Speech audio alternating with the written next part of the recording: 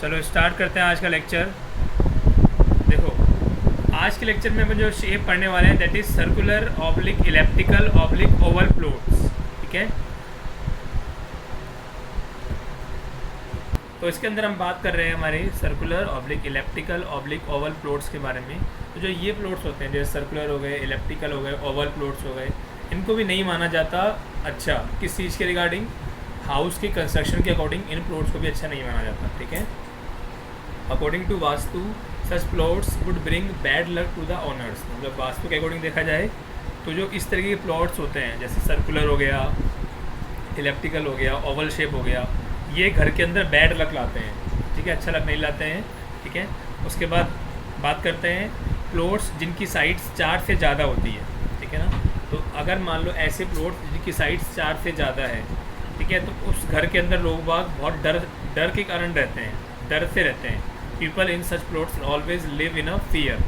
तो ये वास्तु के अकॉर्डिंग चीज़ें मतलब एक्सपीरियंस की गई हैं कि जिस घर की साइड 4 से ज़्यादा होती हैं उस घर के लोग काफ़ी डरे हुए से रहते हैं। ठीक है, उसके बाद जो नेक्स्ट है that is Gomukhi plot. Gomukhi plot क्या होता है?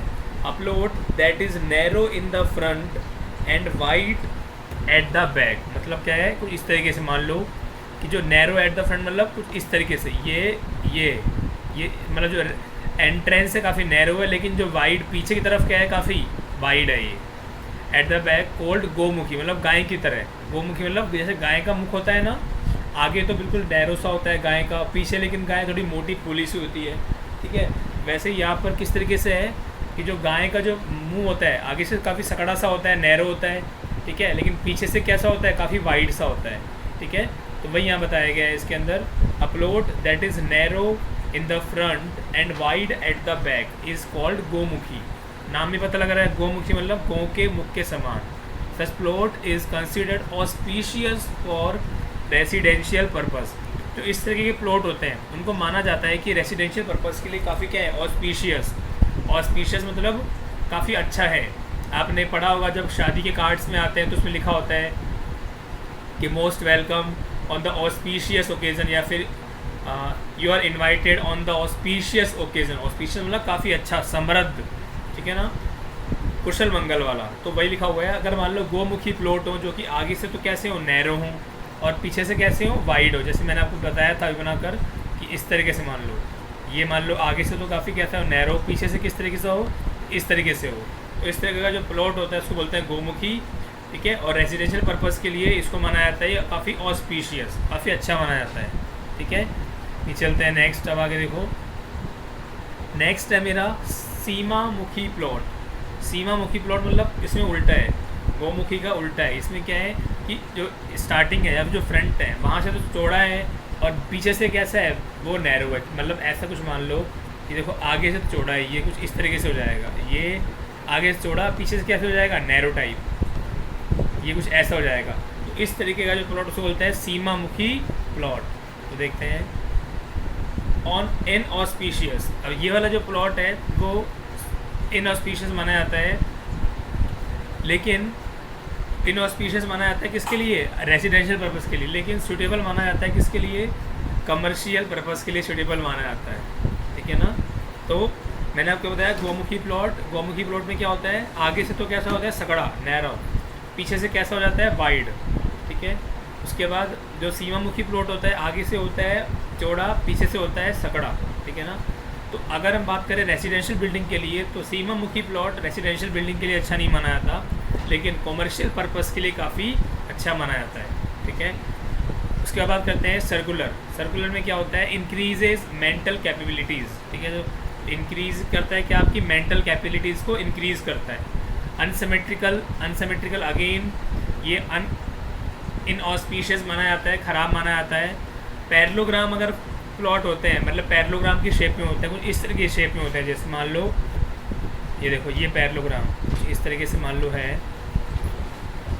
ये कुछ इस तरीके से मान लो कुछ प्लॉट बना हुआ है। ठीक है, तो इसको भी क्या माना जाता है, फाइनेंशियल पर्पज़ से ख़राब माना जाता है, और फैमिली में झगड़े होते हैं कुछ इस तरीके से माना जाता है।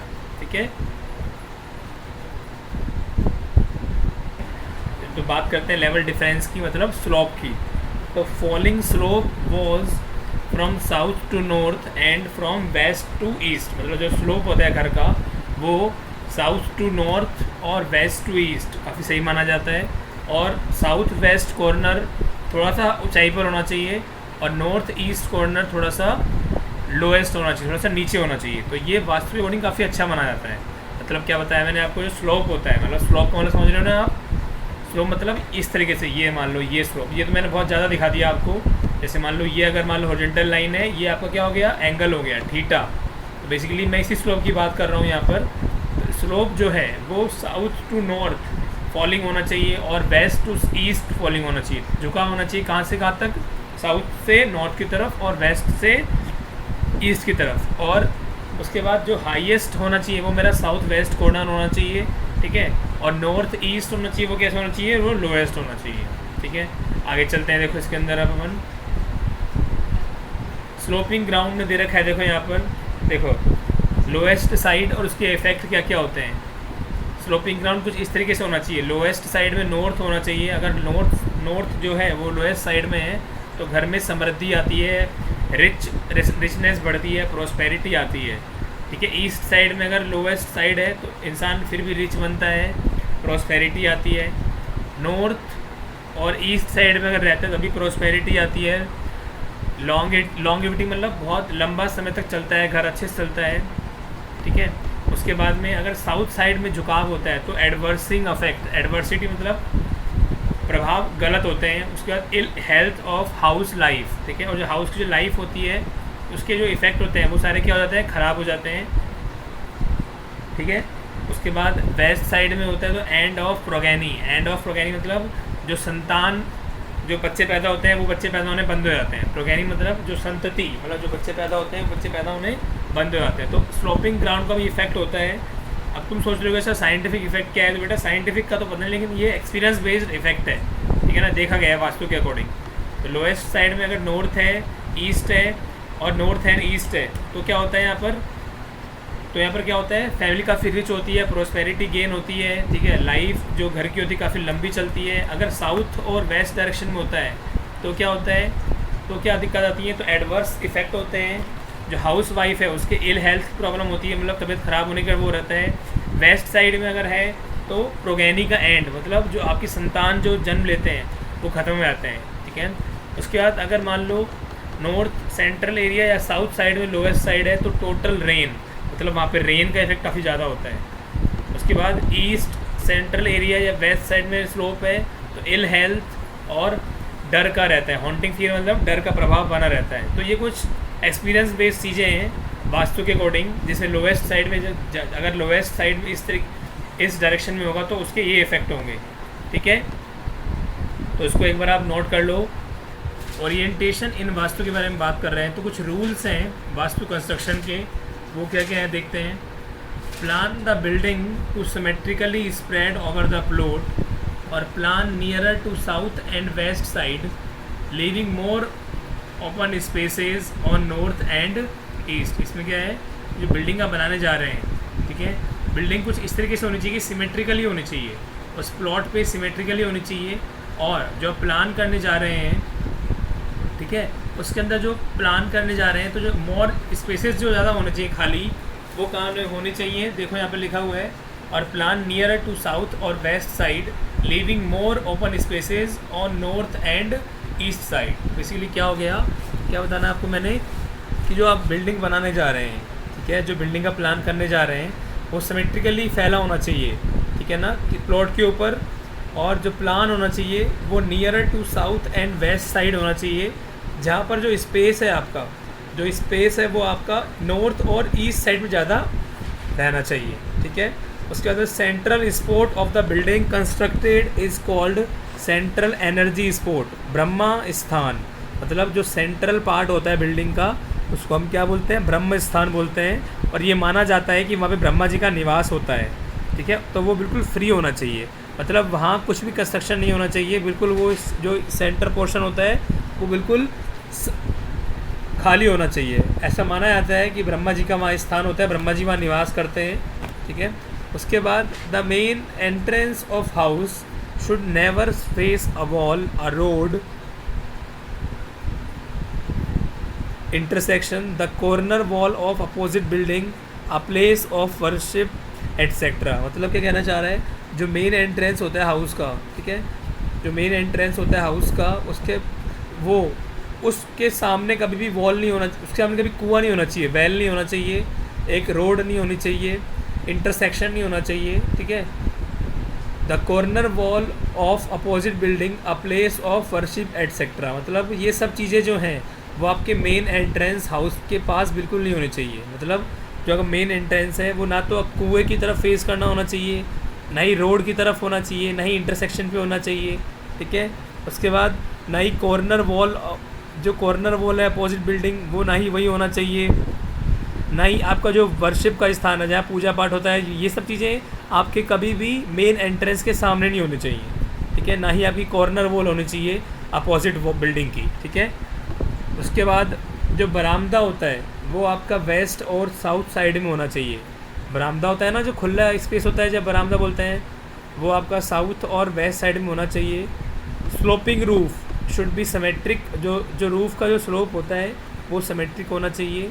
In case of sloping along a single direction along east और वेस्ट, अगर मान लो बात करें यहाँ पर सिंगल डायरेक्शन में स्लोप दिया जा रहा है तो वो स्लोप ईस्ट या फिर वेस्ट डायरेक्शन में होना चाहिए। उसके बाद बात करते हैं, नीचे चलते हैं। Stair should be situated along north और west and run clockwise while ascending. मतलब क्या हो गया, जो स्टेयर्स हैं वो नॉर्थ और वेस्ट साइड में क्या होनी चाहिए, सिचुएट करनी चाहिए। और जब हम चढ़ते हैं, असेंडिंग वाला जब चढ़ते हैं तो जो हमारा राउंड होता है वो क्लॉकवाइज होना चाहिए, एंटी क्लॉकवाइज नहीं होना चाहिए। आपने घरों में देखा होगा कि जो कभी कभार अच्छी बिल्डिंग्स, जो अच्छे बंगलों बने होते हैं, उसके अंदर जो स्टेयर्स होती हैं, स्टेयर्स कैसी होती हैं, वो राउंडेड शेप में होती हैं, तो वो क्लॉकवाइज होती हैं, अगर तभी सही रहता है, ठीक है।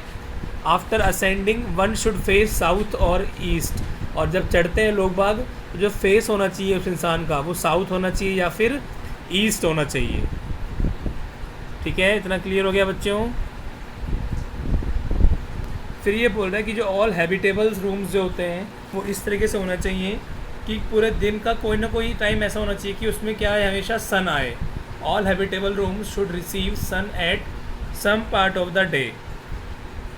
Never locate doors along north east, south west and directions. इसका मतलब क्या है, कभी भी जो आपके घर हैं वो कभी भी नॉर्थ ईस्ट, जो घर के अंदर गेट हैं, डोर्स हैं, उनको कभी भी north east, south west direction में ना लगाएं। वाटर और फायर, ये तो आपको पता ही है, जो पॉइंट 9 है कि कभी भी साथ में एग्जिस्ट नहीं करता है, ठीक है। तो इसलिए जो किचन होती है उसको नॉर्थ ईस्ट डायरेक्शन में ना ही लगाएं, ना ही जो आपका वेल है, जो कुआं है, उसको साउथ ईस्ट डायरेक्शन में लगाएं, ठीक है। इसके बाद provide garages cattle shades in west side open spaces.